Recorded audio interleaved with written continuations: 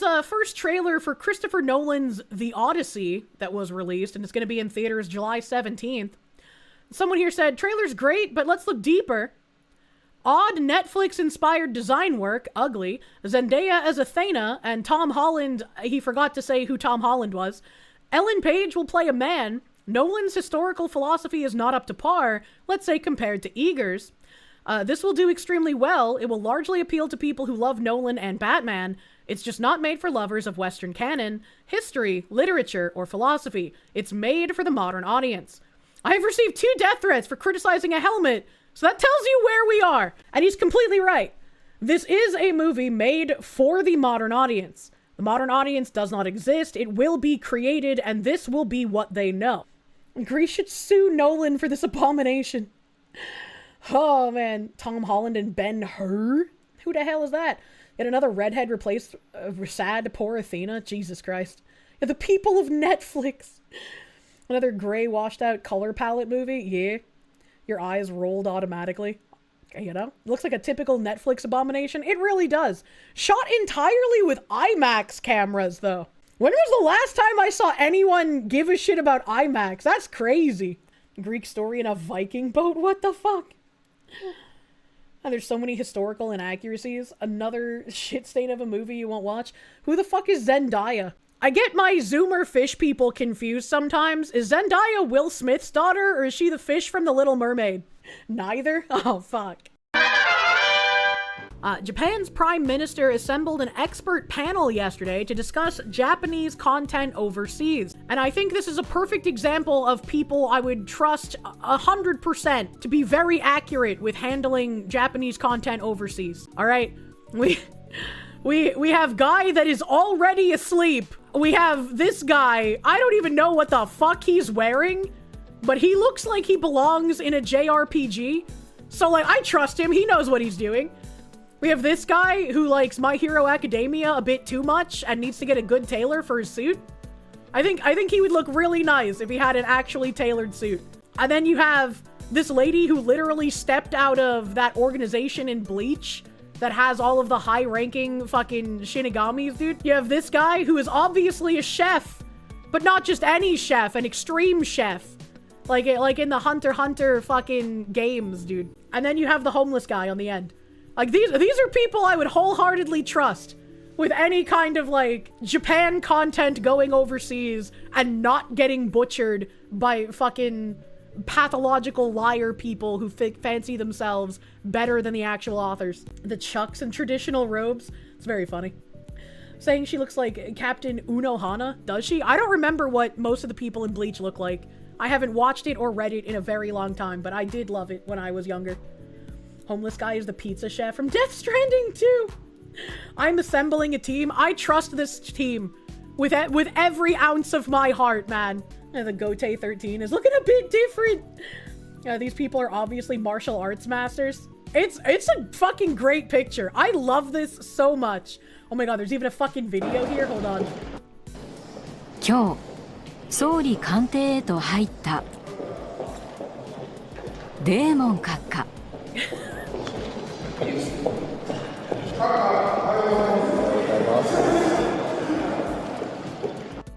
That's crazy. I love this. I have no idea who this guy is, but he posted this blog thing that says, on tuning out American politics, why I'm becoming a normie. And down here, someone replied, after the 2020 election, it was so over. Hearing how cringe everyone sounded, it's almost unbearable to hear MAGA normies talk IRL now. Everyone sounds incredibly stupid across the board. And this author guy replied, both sides of the spectrum make America look retarded. It's made me think a lot about how easily indoctrinated people are. The founders were right to limit who's allowed to have a say. It's an embarrassing spectacle. And it's interesting. It's interesting kind of how he frames this. So it says, a few days ago, I was posting about the latest political outrage. The next day, I woke up and noticed the topic had vanished. I remembered how important it felt to voice my opinion the day before. Then I realized it was all for nothing. What the hell were you even doing? And then it shows a post here from the 17th that he said, used to think being politically unaware is what defined a normie, But you use this app long enough and realize following political sports ball is real cattle behavior. Forcing myself to be politically unaware guy who just does his thing above it all, levitating. Checking out of politics is exactly what's going to guarantee that people on the far left continue winning, continue encroaching, and none of the do-nothing Republicans are ever held to account on anything. If someone lives like a slob, they expect someone is going to clean it up for them. If their home is clean, they accept responsibility for their lives.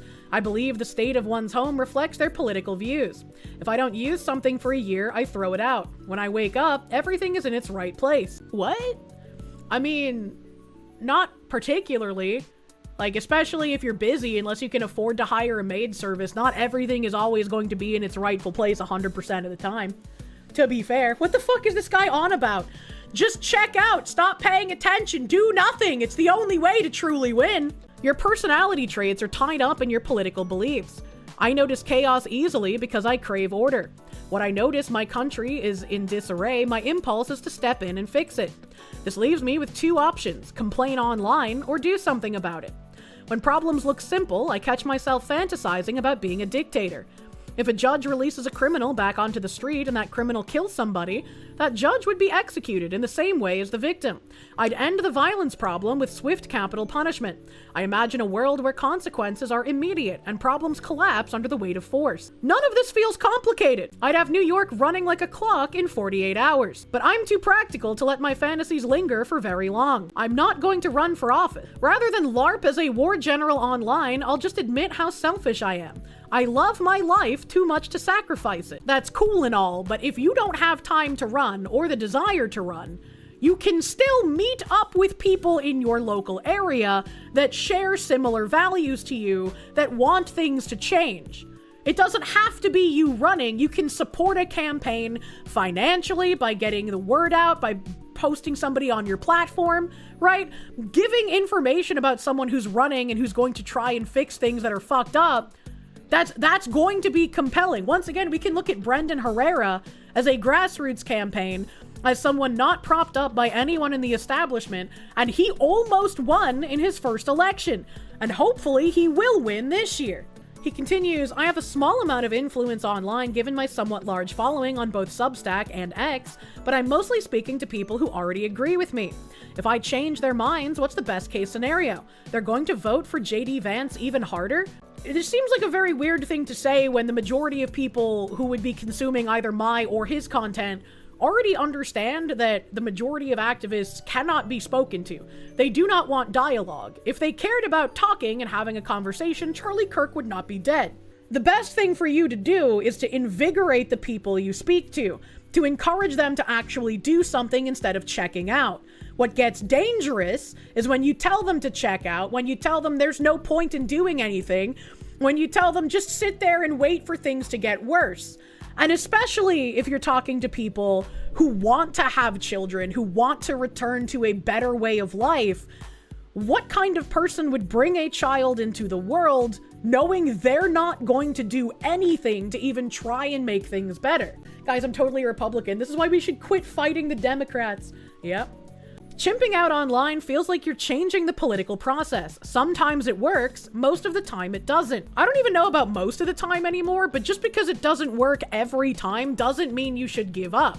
We've seen a multitude of times, and even he acknowledges sometimes it works, the people posting things, being outraged online, actually accomplishing shit, actually getting people to notice what's going on. The Minnesota fraud, that was largely passed around on social media.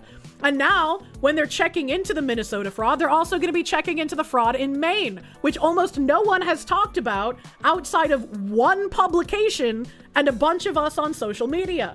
So it does have a difference. You can have an effect.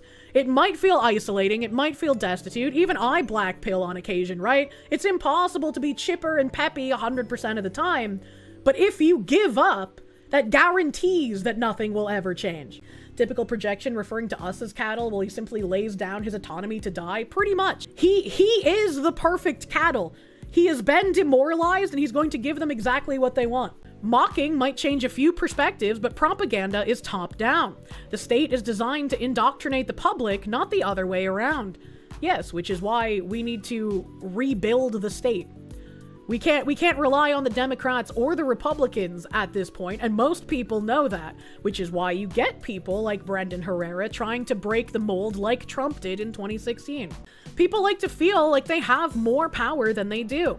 When I post about politics, I feel a small hope that maybe, just maybe, someone adjacent to power might see it. They might even show my solutions to a decision maker. That possibility exists, but so does getting struck by lightning.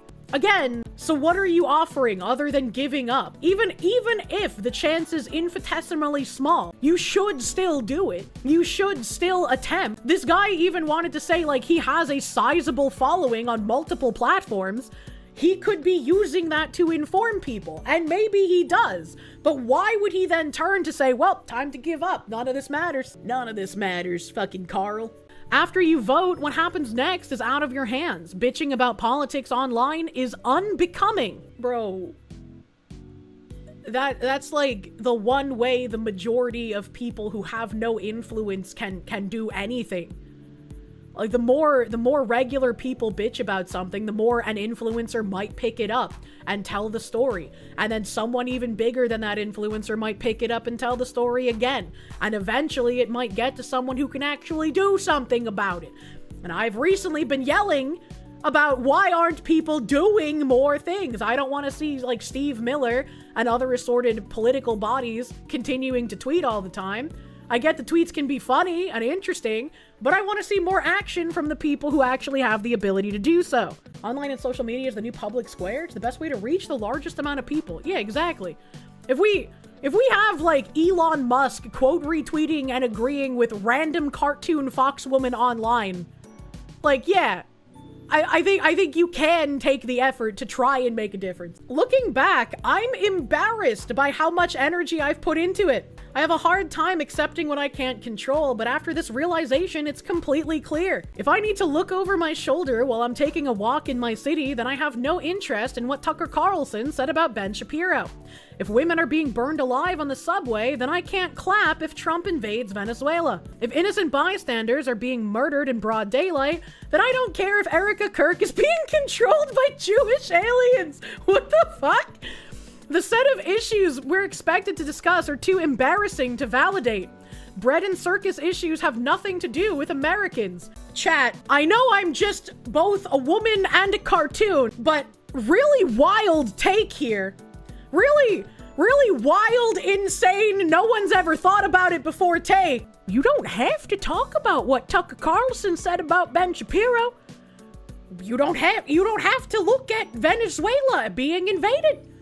You don't have to talk about whatever Jewish aliens this guy thinks exists. You can focus on the things that matter to you.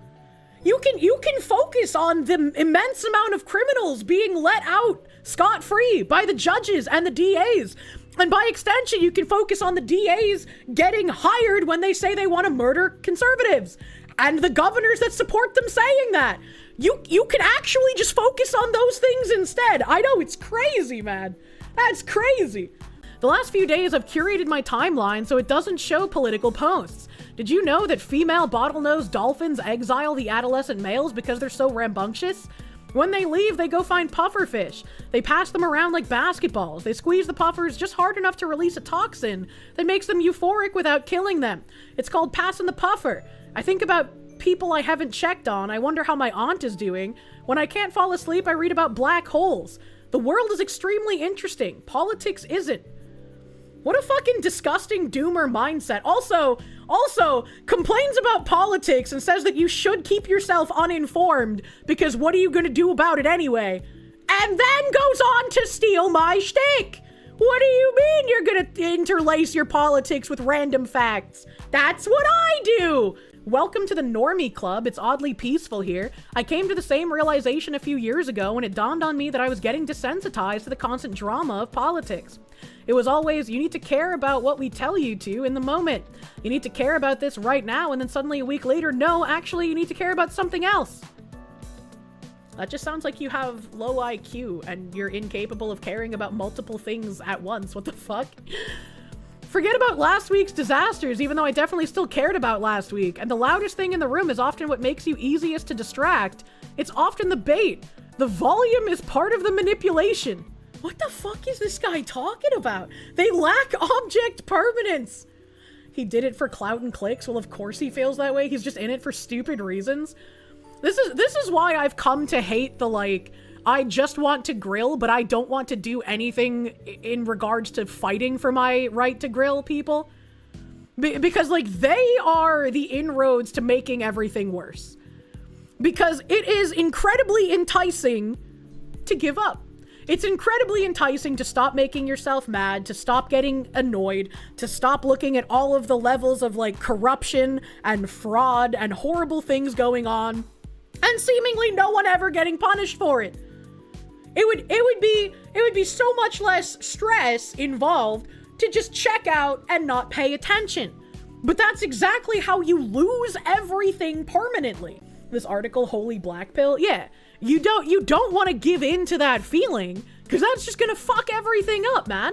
Have to fight for the right to grill back. We do, and that starts at the local level. Even if you feel like you can't do anything, start finding people in your local area that have similar values to you. I wanted to bring up this because, you know, we've been very critical of things going on because we're upset with the way some things are handled, like with fucking Kash Patel and Pam Bondi, and the way Trump talked about fucking H-1B visa shit. But this guy's got a point. If Trump didn't win 2016, we would have just wrapped up 8 years of Hillary as the president. We would be a one-party Democrat state with free speech not existing on social media. The border would be wide open, the US and NATO would have gone to direct war with Russia, and we would be in World War III. The courts would be packed with Democrat judges, I mean they still are, to be fair. DC and Puerto Rico would be states, the nation would be flooded with tens of millions of more illegals, and the Dems would have super majorities in both chambers. All elections would be rigged forever, the Second Amendment would be gone, and the American people as we know it would eventually cease to exist. This is why I get so frustrated when supposed conservatives and Republicans bash Trump. He is not beyond reproach. He should be criticized. 100%. But it could be way fucking worse. If it wasn't for Trump, none of us would be here and all of us would be screwed. Most of us would have already been permanently banned from social media years ago. Elon never would have taken control of Twitter/X, and we would already be neck deep in World War III. The conservative movement and Republican Party would not exist. If you knew just how close we were to complete destruction, you would not be criticizing Trump. Again, I think he's not beyond reproach and you should criticize him, but there's been like this air all over Twitter of like, oh, I'm defecting from the MAGA party, I'm no longer MAGA, they're no longer doing anything.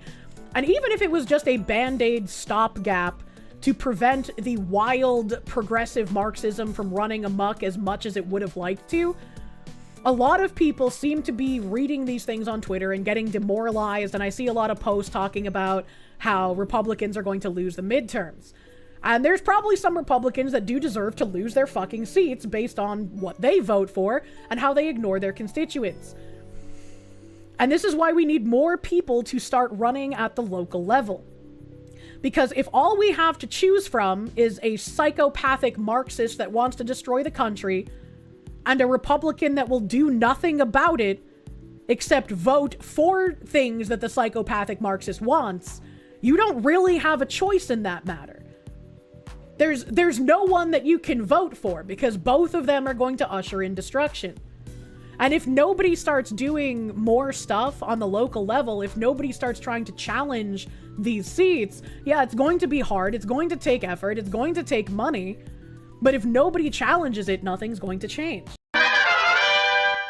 Keynote speaker at the 2025 Maine Immigration Forum urges immigrants not to assimilate into American culture. My response to imprisoning binaries is liberation, not assimilation. This lady is a professor at Bait. As a Black immigrant woman, my response to imprisoning binaries is liberation, not assimilation. Assimilation is violent. One of the biggest myths is that the U.S. is a nation of immigrants. It is not.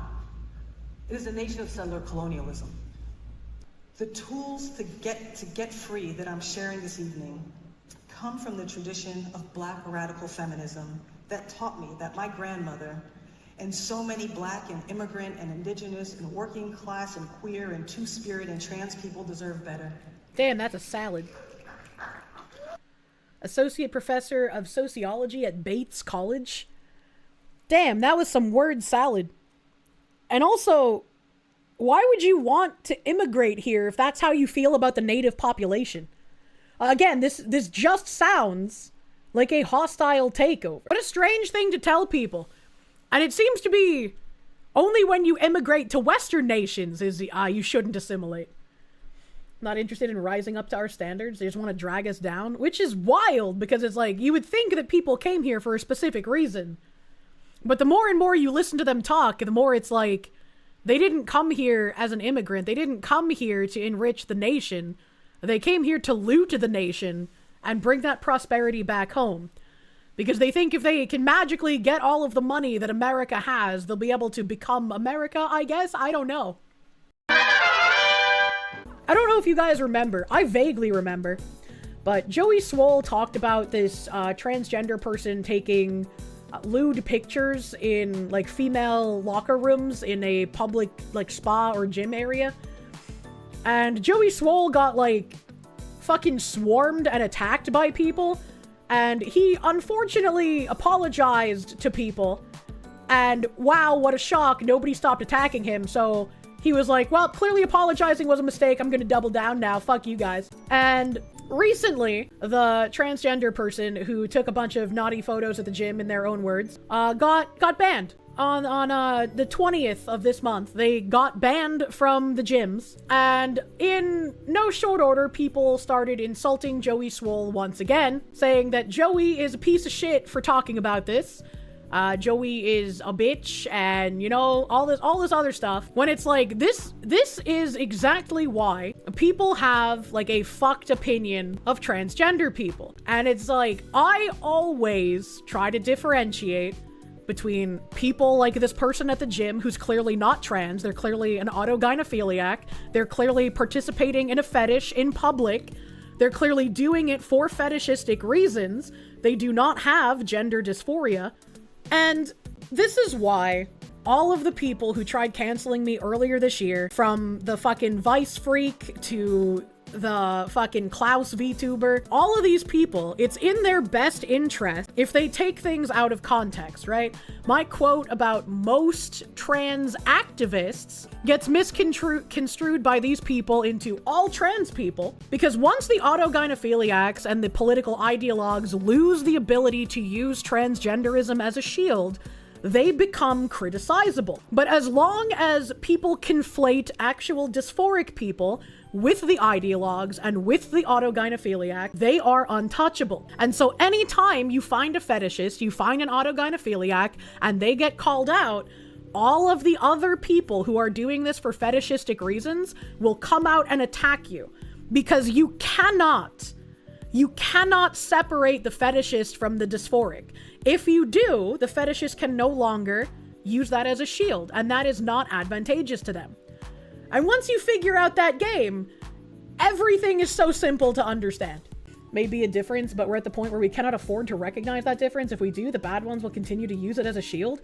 A lot more people need to be called out for what they are. And just because, and I think like a problem on the right is because, you know, we get so inundated with the political ideologues and with the autogynephiliacs, a lot of people will just be like, well, dysphoria is not even real. Transgenderism isn't even real. And it's like, it is. It's a mental health condition. It's not something I think anyone should be using physical surgeries for. I'm not a doctor, but that doesn't seem to have helped anything. And it's created an entire class of just regretful, mutilated people. But it is a mental health condition. And you shouldn't other people for having a mental health condition. It's like there's a million illegitimate ones hiding behind 1,000 real ones. You're not sure how you can deal with that without the 1,000 getting caught in the crossfire. And I think that is, again, unfortunately, what is happening. And there have been gay people who have called this out on social media as well, where it was like when, you know, people were fighting for the right for gay marriage, a lot of them just wanted to have the legal protections that heterosexual marriages had under the law, and to be able to have, like, their spouse on their emergency forms at the hospital or whatever the fuck, right? And now we have all of these, like, weird, degenerate parades where people whip out their dicks and pee on each other and walk around like puppy gimps and whatnot. And they're just like, what has happened here? Like, it's no wonder a lot of people are becoming more intolerant when this is what they see. And it says, news headlines from India really have me questioning whether if we're living on the same planet. A 14-day-old infant was killed by hospital staff in India after the baby's family refused to pay a bribe. The bribe asked was said to be 5,000 rupees, which was $55, which is a lot for the average Indian family to cough up on the spot. And I was like, there are so many red flags here. There's no way this is real, right? Like, he's even got fucking, like, agitprop in his bio. Like, this isn't real, right? 14-day-old boy slammed on the floor by hospital staff after kin refused to pay a bribe, body exhumed. Days after a 14-day-old child's parents alleged that he was deliberately dropped on the floor by staff at District Women's Hospital in Philibit for not paying a bribe of 5,000 rupees for post-delivery procedure. The body was exhumed on Friday following the district magistrate's orders to a proper autopsy to ascertain the exact cause of his death.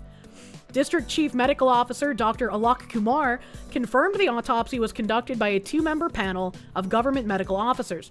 Kumar said it was fully documented via videography to ensure a transparent probe.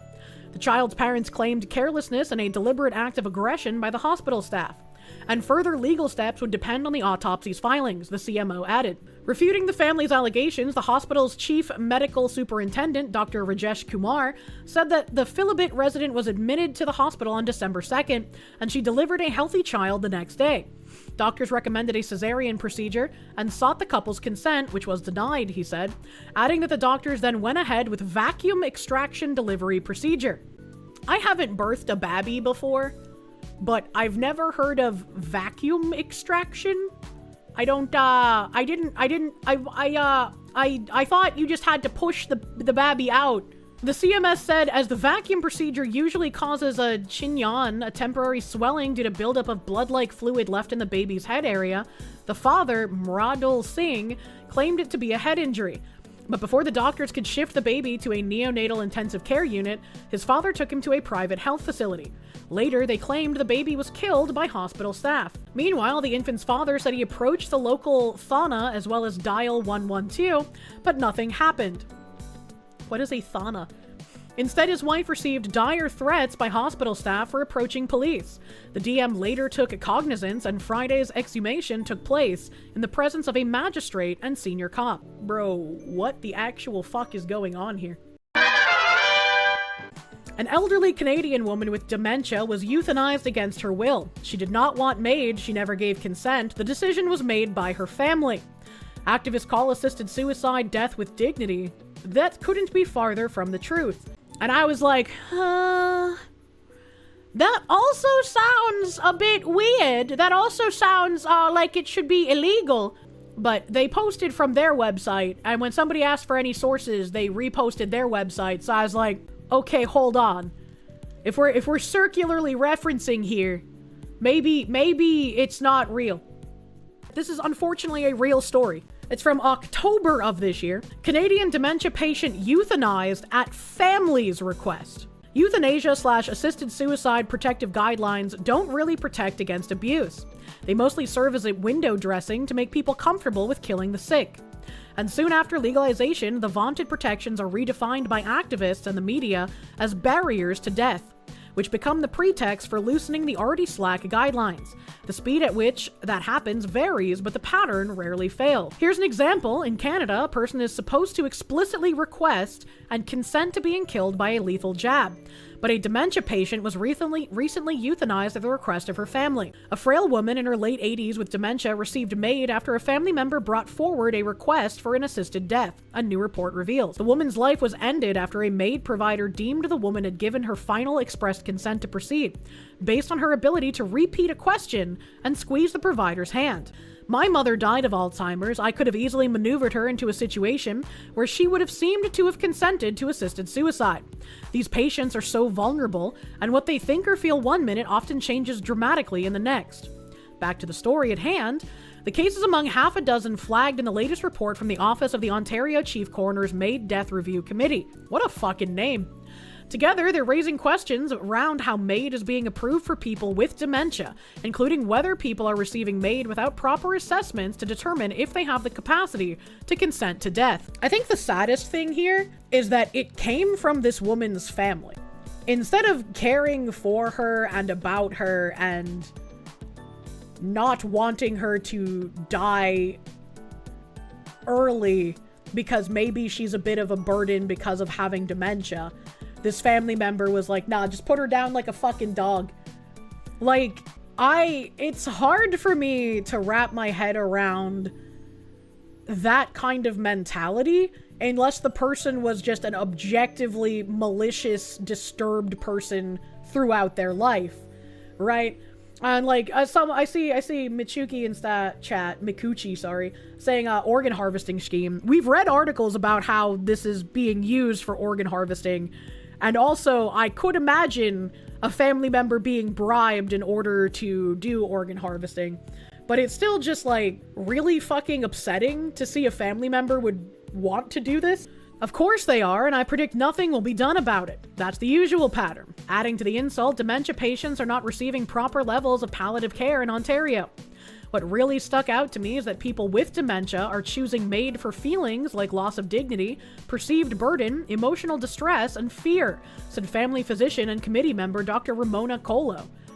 Palliative care can help people grappling with such existential suffering, she said. Yet the report found only 13.6% of people with dementia who died by MAID in Ontario in 2023 and 2024 received palliative care, compared to 82.3% of people who received MAID for other causes. If MAID is not to be the path of least resistance, but really the choice, then when people are scared and they need care, they should be accessing that care. But euthanasia becomes the easier path once we objectify the lives of patients and demote them from full equality into a killable caste. This is bad. Wow, hot take. Imagine how much worse it will be when people can sign advance directives in Canada ordering themselves killed when they become incompetent, as they currently can in the Netherlands and in Belgium. It can even lead to a forced exit.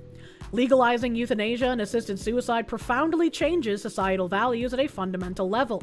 Canada is our closest cultural cousin. Cultural de-evolution will happen here too, if we don't hit the brakes on legalizing assisted suicide. And I remember this being one of the things that I changed my mind on ages ago.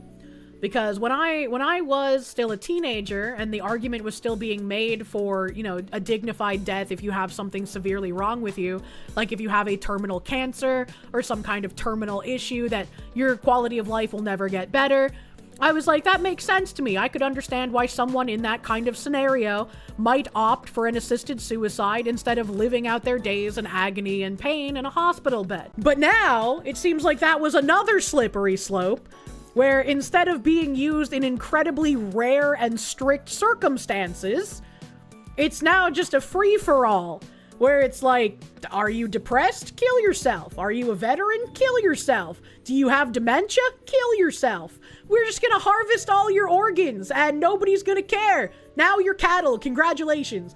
And it's just like, well, I don't want that. If the choice is between having to let some people die naturally of an excruciating disease or have a ton of people get wrongfully euthanized, obviously I'm going to be like, well, sorry, I don't want fucking opt-in euthanasia anymore. Do you have a splinter? Kill yourself. Yeah, it's fucking awful. It's just like abortion. It's supposed to be a proper medical procedure, but it's been turned into a resource. Absolutely. Abso-fucking-lutely. It's completely disgusting. 98 Minnesota mayors warn state fiscal policies are hurting cities, residents, and local budgets. A letter to state lawmakers cites fraud, unchecked spending, and forcing property tax increases on residents and businesses. Well, that's great that there's 98 mayors who are like, please help us, bro. A group of 98 Minnesota mayors raised concerns with state leaders in a letter about their state's fiscal policies, stating they have impacted their cities and residents, noting a disappearing $18 billion surplus and a projected $2.9 billion to $3 billion deficit for the 2028-29 biennium. In a letter to state lawmakers and Governor Tim Walz, the 98 mayors expressed concern and frustration and said the state was slipping in national economic rankings.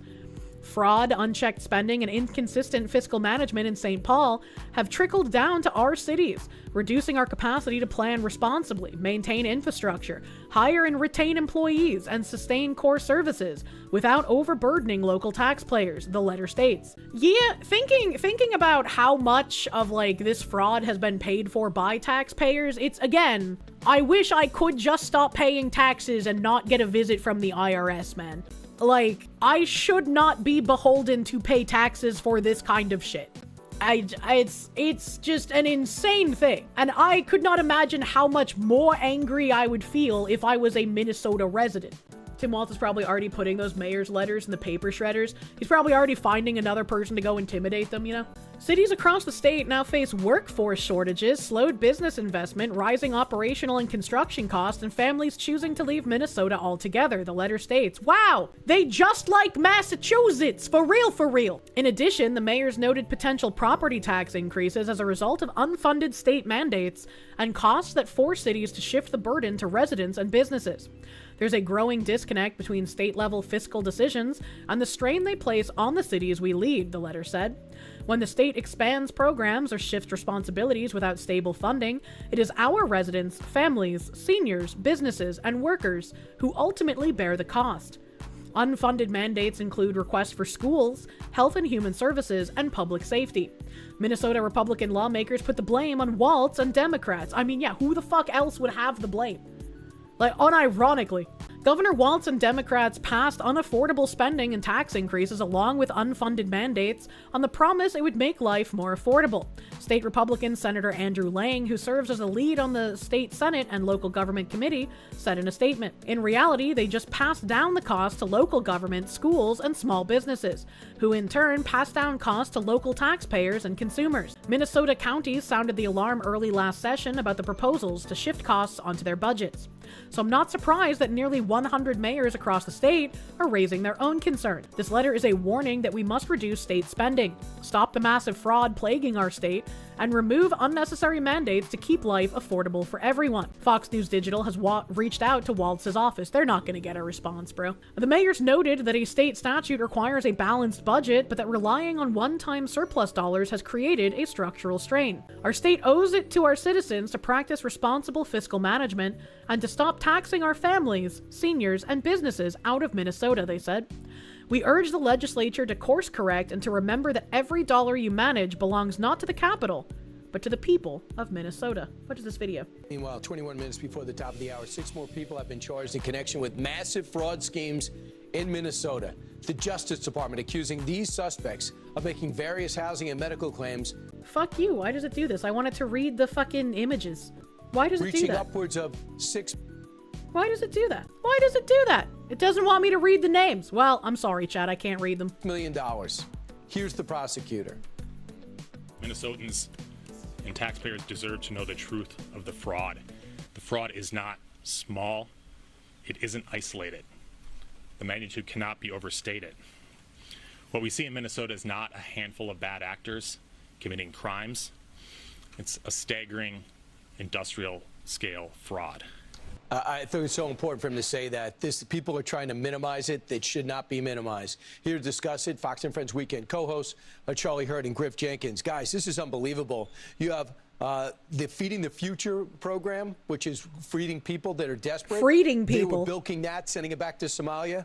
Autism, taking kids, putting them into programs they don't need for instruction that they. I still like all of this fraud is bad, right? All fraud bad, hot take. But I find the autism one the most egregious because it's like it's again another shield that they can use. Because like, what are you gonna do? Be like, well, your kid doesn't seem autistic to me. You're gonna look like an asshole, right?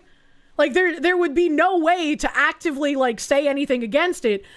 And it also makes me wonder when Shiloh Hendricks gets to trial, which she shouldn't have a trial, first of all, but when she does, it's going to be very interesting to see if that child actually is autistic or if that's just something that people were spreading on social media, or if they were a part of the scam. They were one of the children that shouldn't have been on the autism benefits. It's going to be very interesting. Somalia in many cases.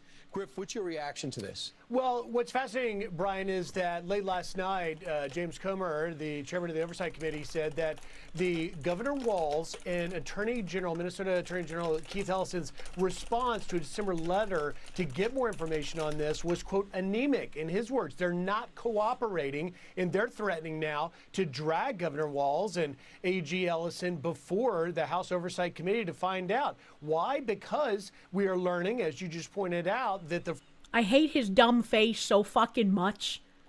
He looks like he's even more lost than Joe Biden whenever I see his dumb fucking face.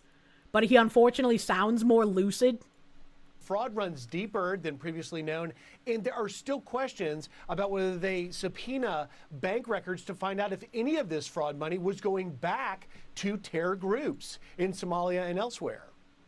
I also saw this report, Charlie, that people, Somalis, were traveling with suitcases full of cash to the TSA, which evidently you're allowed to do, but they also take pictures of it and record it, and that was going back to Somalia. As you respond to this, why don't we roll in some of the names and the money they're accused of bilking? I think that guy in the middle should stop having his eyebrows threaded. It's really it makes him look like a Disney villain. You know, initially we were told that it was going to be $1 billion. But now it looks like more like $10 billion. And as the prosecutor pointed out, it is industrial scale. And what makes it, I think, even more potentially politically toxic is the fact that we're talking about fraud tourism, basically, where you had people coming to this country with the promise of being able to defraud American taxpayers. Which, again, I can't even fucking spacebar pause. This player is horrible. It's like the worst video player I've ever used. Which, like,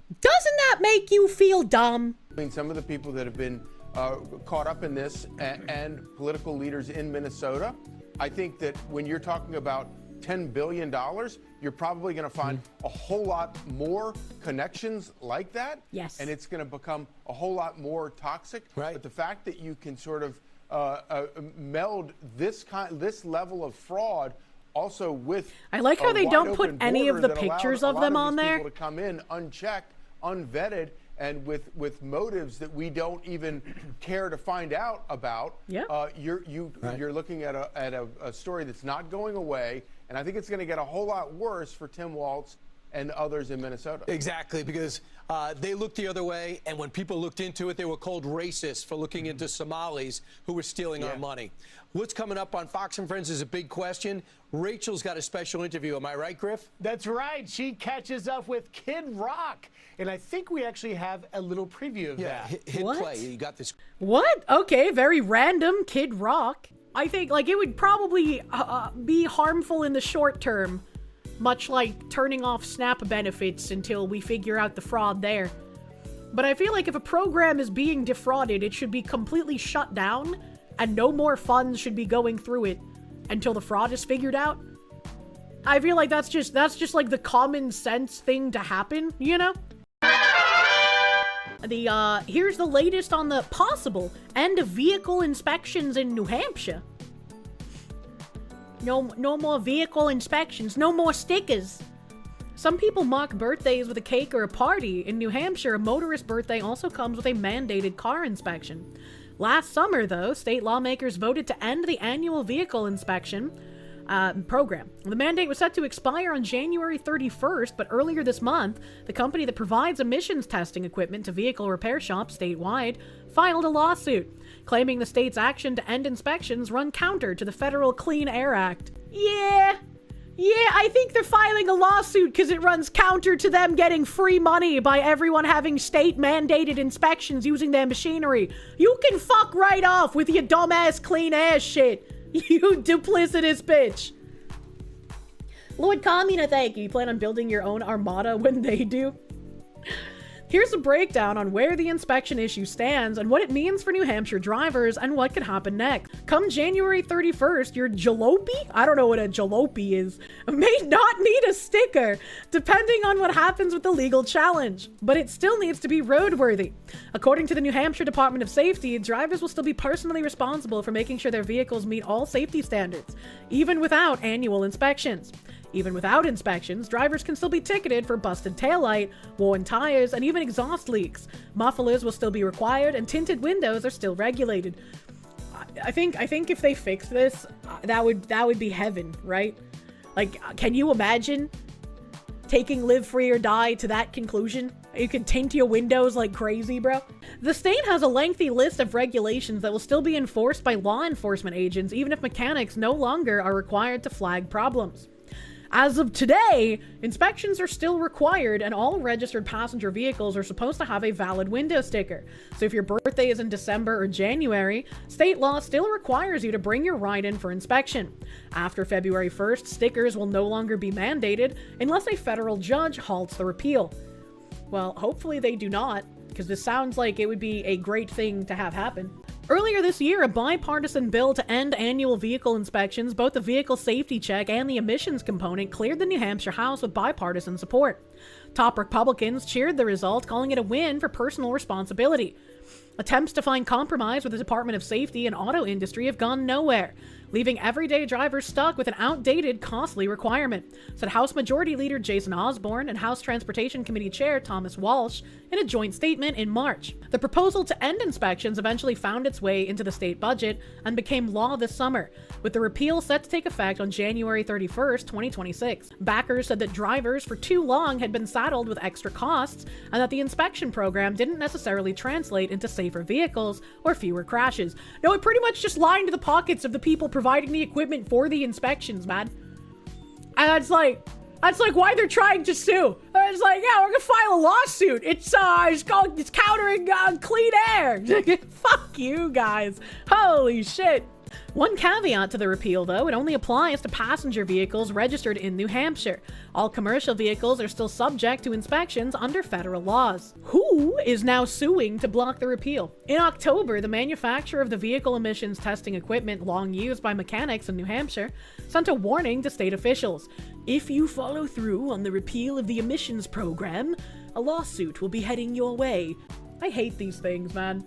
Earlier this month, the company, Kentucky-based Gordon Darby, followed through on that promise, alleging that New Hampshire's decision to end emissions testing violates the Federal Clean Air Act, unless the state can first win approval for the change from the U.S. Environment Protection Agency.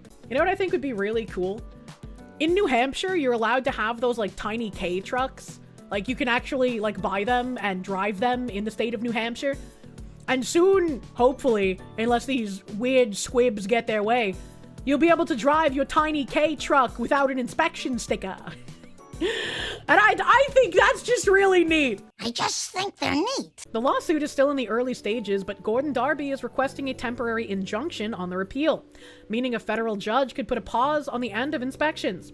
A hearing on that request has been scheduled for January 22nd, with a decision by a judge, possibly by the end of that month. A spokesperson for the EPA told NHPR that the federal government has up to 18 months under the terms of the Clean Air Act to make a decision on the state's request to end emissions testing. Mechanics contend that losing the annual inspection is about more than missing out on $50 per customer. Damn, that's an expensive inspection. I think my sticker in Georgia was like, what, 15 bucks? That's $50 per sticker? That's crazy. That's insane. What the fuck? We see stuff ahead of time before it becomes an issue, said Dan Weed, owner of Weed Family Automotive, a repair shop in Concord. New Hampshire's not a real place, bro. Rather than identifying worn brake pads or a weak ball joint before it becomes an emergency, Weed said drivers now run the risk of having to perform a list of repairs all at once. Weed also said drivers need to think about their own liability. What happens going down the road if more and more cars are unsafe and somebody gets into an accident, he said. Where does a liability stand at that point? Even if the mandate goes away, Weed said he and other repair shops still plan on offering voluntary safety inspections to customers, and that demand for that will still be there. And that's how it should be.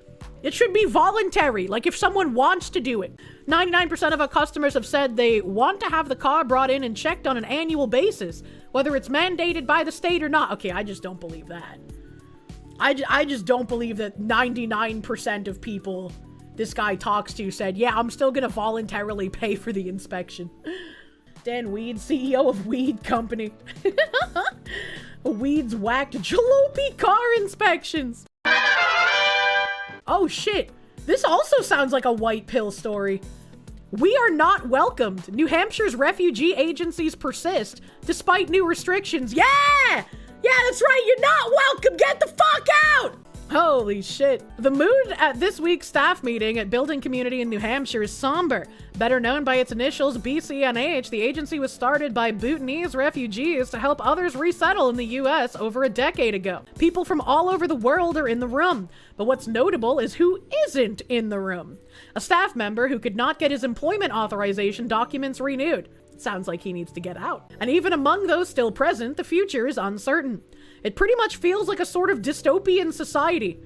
There's a sort of contradiction. It's a place of opportunity, but we are not welcome. One staff member said, sorry, funding a cap on refugee resettlement, additional scrutiny of refugees admitted under the Biden administration, and general uncertainty around immigration enforcement. And now, additional restrictions from the Trump administration are making it harder for new Americans to keep their legal status or bring in family from abroad. Good.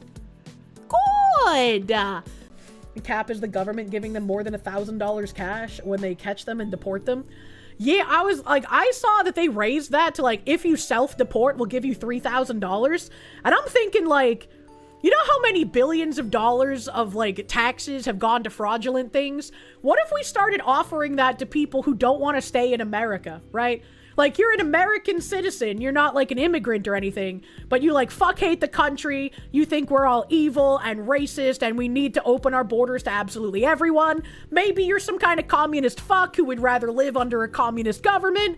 Maybe we could just give you like $5,000 to fuck off and renounce your citizenship. Maybe we could just start that kind of a program, you know? Always voluntary, obviously. But like, I would be perfectly okay with my tax dollars going to that. So I'm gonna pay you $100 to fuck off. BCNH Executive Director Rick Menard said the shift is un-American and goes against the country's values. He said New Hampshire is home to a diverse number of refugees from all over the world and has been very welcoming to refugees in the past. If things change, my guy, I know that might be shocking, but wow, things change. Opinions change. People change. The refugees change. It's not un-American to want to protect your state from fraudulent things. Look at what's happening to New Hampshire's neighbor border, man. Look at what's going on in fucking Maine. Are you kidding me? Look at Michelle fucking Wu in Boston saying Somalians were an integral part of building Massachusetts. What fucking Somalians were in Massachusetts in 1670?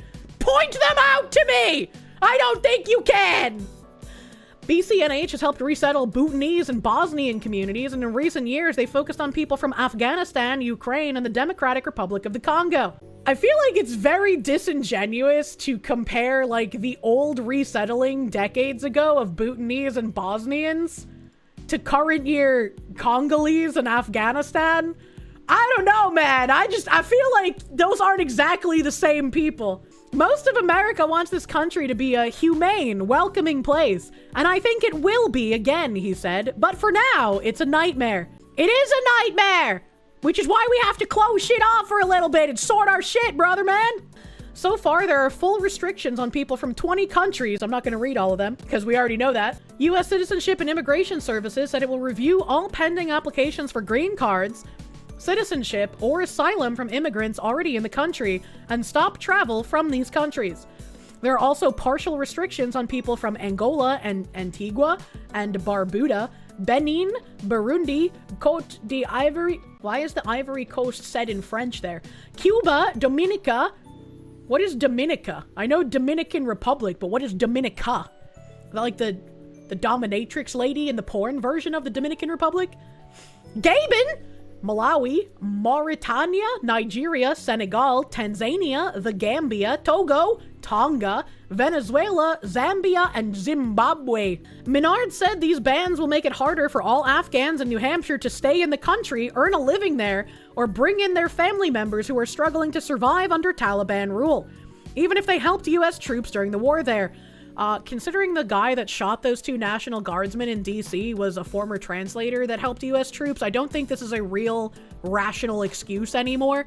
I don't really think you can say that to tug on people's heartstrings at this point, brother. I think you're gonna have to find another way to put up some images of like refugees crying to get women to like just vote for people who will ruin the country.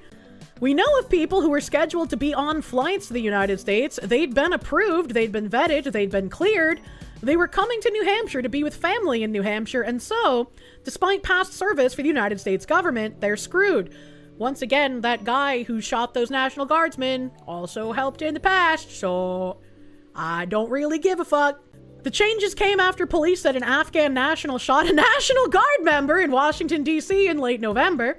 The White House said these restrictions are necessary for national security and safety, but Menard is not convinced. Well, maybe Menard can get the fuck out too. Like, what are we doing here?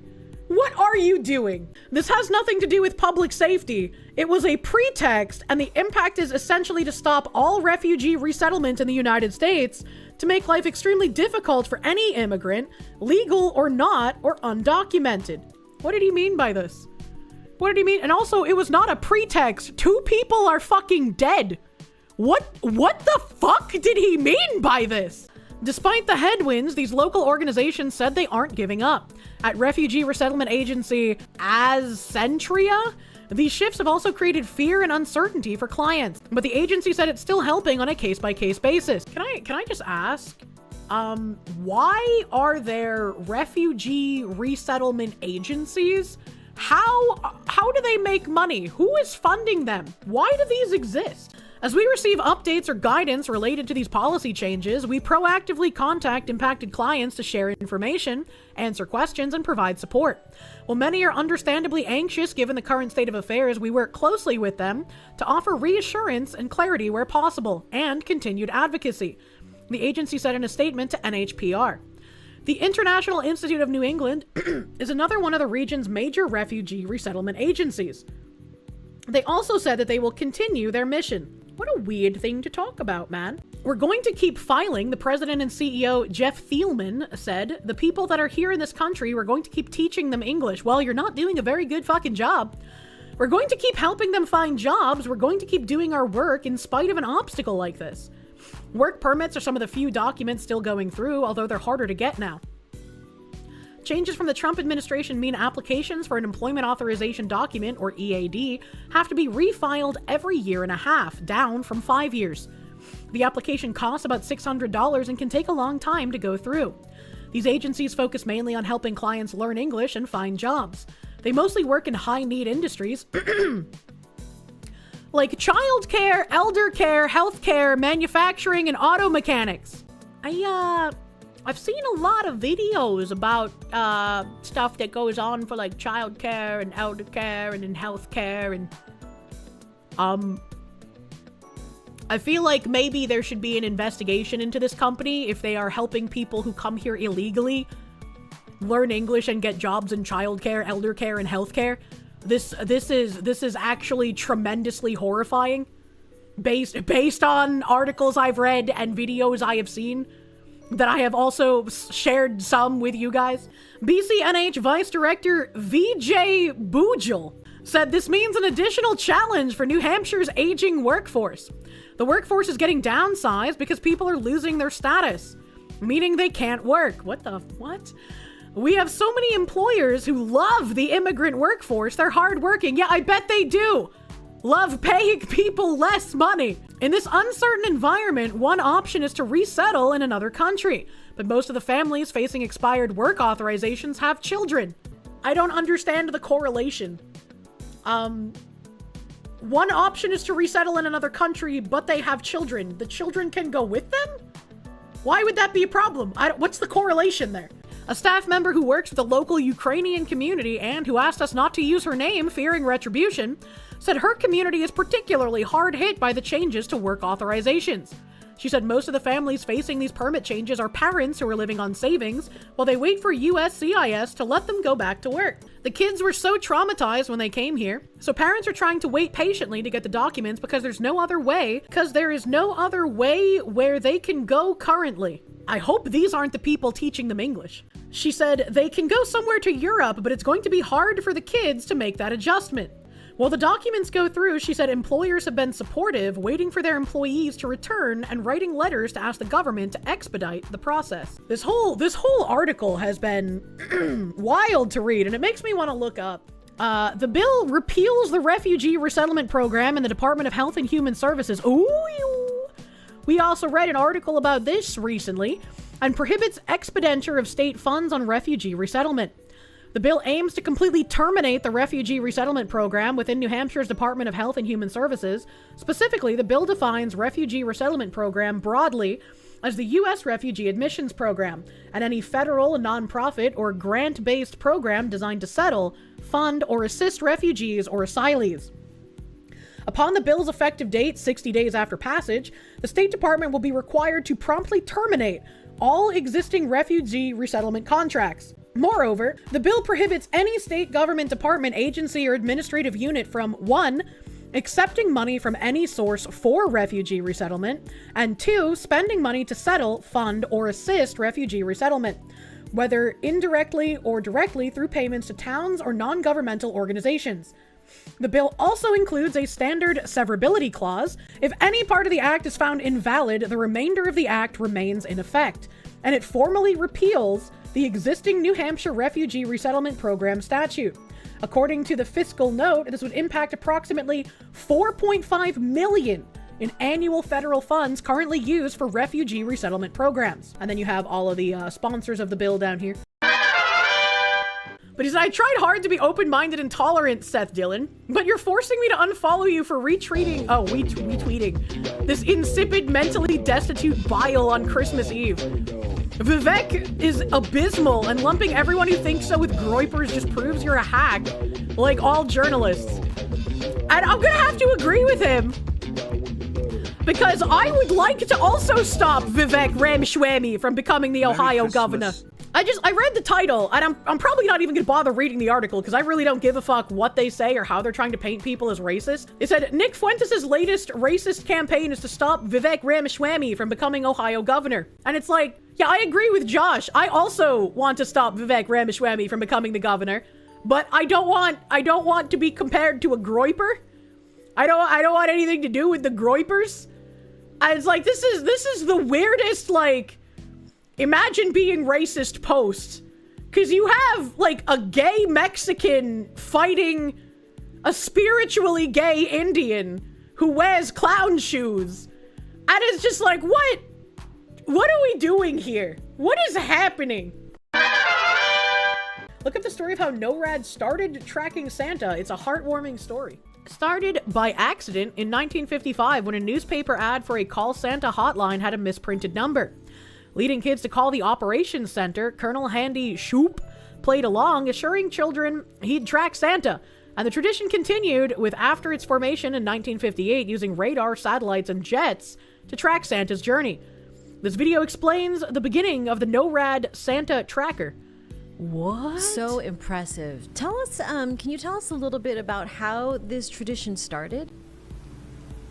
Yeah, so this tradition started 70 years ago. So in 1955, there was an advertisement in a Sears catalog. Oh, of course it would be Sears. That's how you used to buy houses. For children to be able to contact this phone number to find out Santa's location.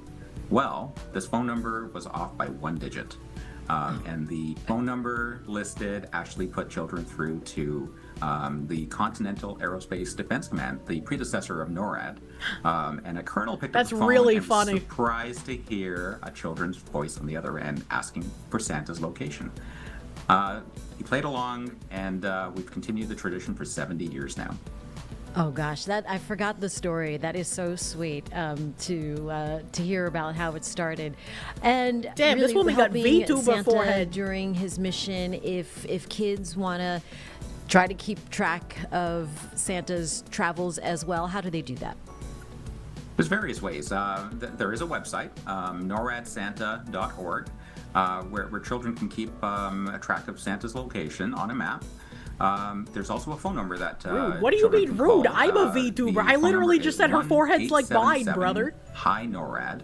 And operators are standing by in the operations center to provide Santa's exact location at any given point in time on December 24th. Yeah, I think this is a really cute thing that we have people doing just to like encourage kids that, yeah, Santa is real. Santa is real, by the way. NORAD is where they keep the Stargate. I'd kind of like to fucking play on a Civ map that looked like this, yo. And it's so good to talk to you. Are you looking for something specific from Santa? What would you like How to do have I as call? a present? Are you waiting for Santa? Oh, actually, I don't want to cuck kids out of calling, man. I'd feel mean. Well, you just take care of yourself. North Carolina is a great place. It's a great place. Yes. And you're surrounded by great people and great parents, and say hello to them, okay? Okay. Thank you, honey. Take care of yourself. Good. Say I hello feel to like Santa it's if kind you of- should see him. Goodbye. Kind of weird to have both of them do calls at the same time. Thank you, General. Go ahead. I didn't know people still Barbie? wanted Okay. Barbies. Well, you'll get that, I'm sure. What else? Anything else? Dark Lelouch, thank you, Trump voice. The biggest himbo. Some say the best. Golden even. Buzz? Yes, gold. Just like my golden Candy? dome Well, and candy golden is fleece, good. I gift Candy is you good. the You eat golden candy? You eat much himbo. candy?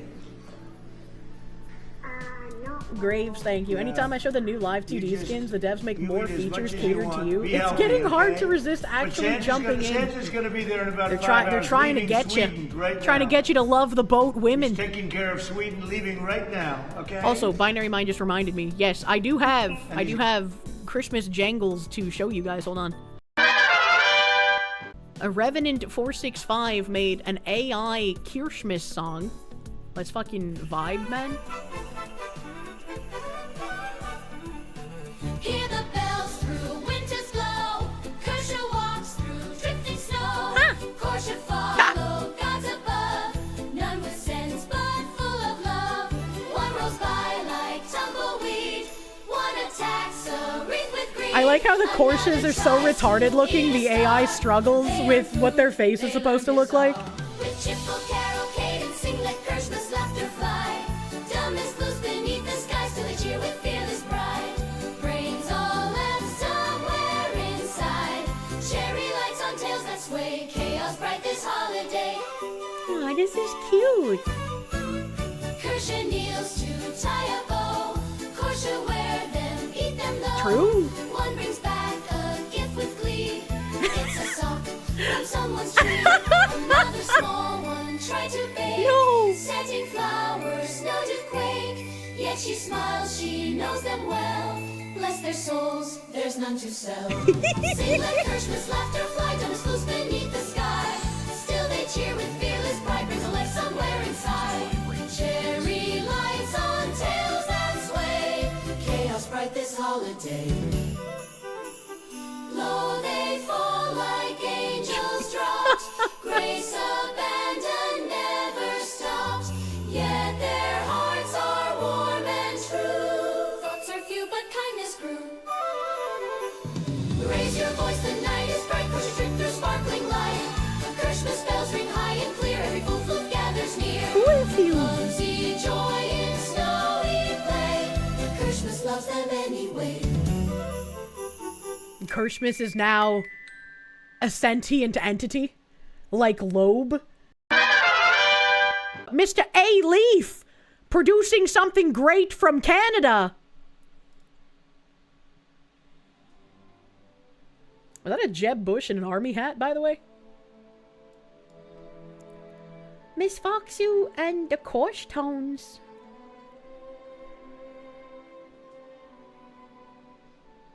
Damn, this guy's got an actual record player and everything. Bad Singer Award! That's me. Here's all the crazy cat thing. Her shiny glow. And if she ever fed posts, V-Tweeter's gonna let you know. All of the normie streamers wouldn't listen to her yap. Shut up, silly woman. Warmed to chatters of gay crap. True. Then one Taco Tuesday, St. Nicholas came to say, Kirsche, with your posts that close, won't you let the whole world know? And all the chatters found out. Kirsche jump scare.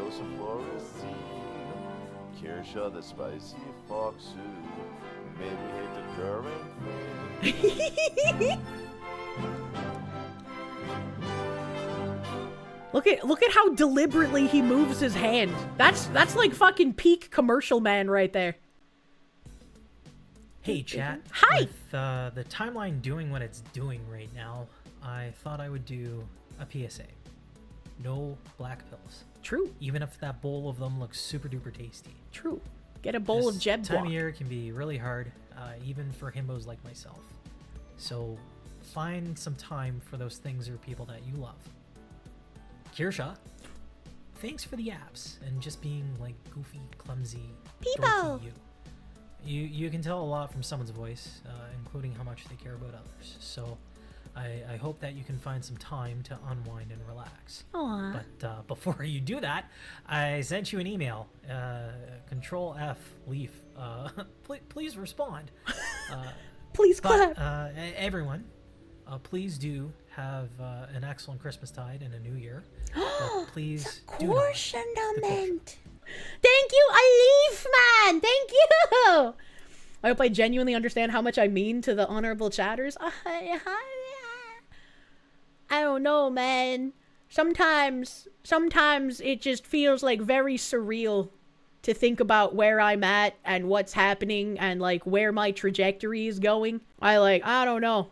I try to like not think about it too much because then I start having like existential crises. I don't think I'll ever really understand how or why I have the amount of support that I do from you guys, but I am. I don't know. I'm very glad I have you guys. I'm very glad I have the honorable chatters that I do. I feel like we've made a wonderful little community, and even if I never truly understand why I get the support that I do from you guys, I'm very, very grateful for it, and hopefully I will never find myself in a position like other creators before me who have taken an egotistical nosedive off the plane of reality.